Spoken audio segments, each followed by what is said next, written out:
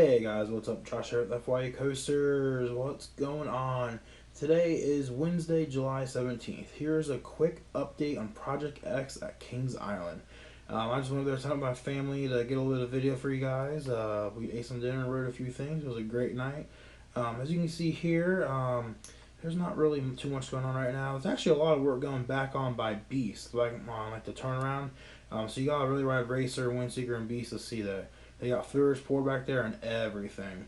So I hope you guys really enjoy this video. We will be bringing you weekly updates as this construction progresses.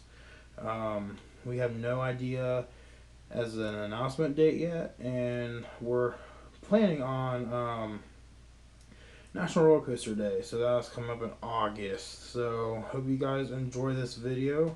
If you guys have an idea what this is going to be, obviously it's going to be a roller coaster. We're just trying to figure out what, right?